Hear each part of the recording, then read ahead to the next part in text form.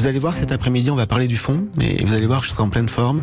Et les oppositions, vous croyez qu'elles ne seront pas en pleine forme pour mettre en cause... Elles seront aussi en pleine forme, mais j'ai une grande chance, c'est d'être soutenu par une majorité, par un gouvernement et par une chef du gouvernement pour affronter ce débat.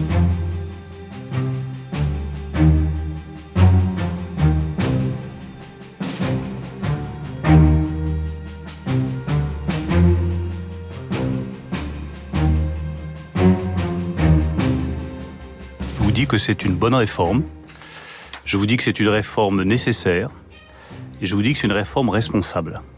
Non, il n'y a pas le feu au lac, il y a une réforme des retraites. Et une réforme des retraites, il ne vous a pas échappé que ça a toujours été difficile à aborder en France. Et ce qui est normal, parce que c'est une réforme qui demande des efforts à des millions de Français.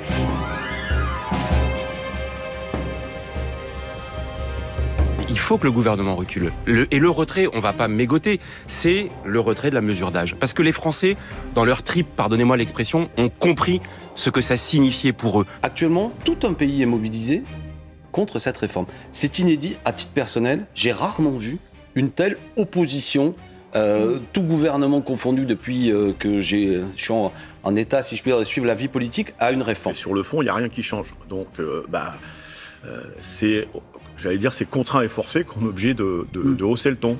Qu'on entende un mouvement de protestation sociale, qu'on respecte les mobilisations syndicales en particulier, mais qu'on ne confonde pas les choses. Le vote d'une réforme, ça se fait au Parlement. Elle considère que les syndicats sont hors jeu et que maintenant tout se passe au Parlement. Ça aussi, c'est un problème. On n'a pas parlé ensemble depuis le 4 janvier parce qu'elle considère que les syndicats ne servent plus à rien dans le débat.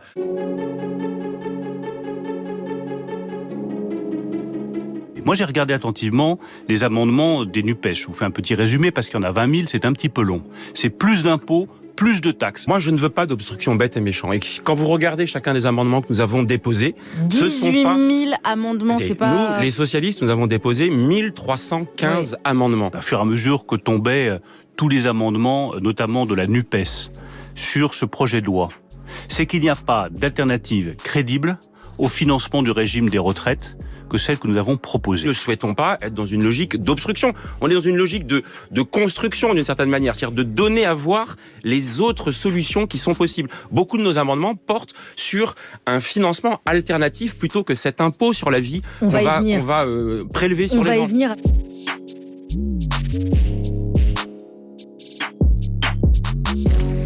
Il va y avoir un vrai débat, et moi je suis convaincu qu'on aura une majorité pour voter ce texte. Les députés sont censés représenter le peuple.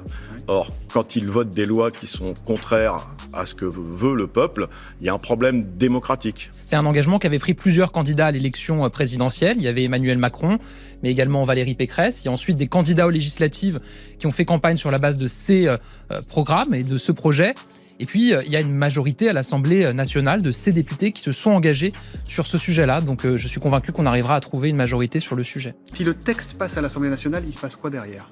En tout cas, pour la CGT, la réponse est claire, on continue. La mobilisation continuera. On continue, même si le texte est adopté. Parce qu'on considérera que c'est un texte qui a été voté contre l'avis majoritaire des citoyens et des citoyennes de ce pays.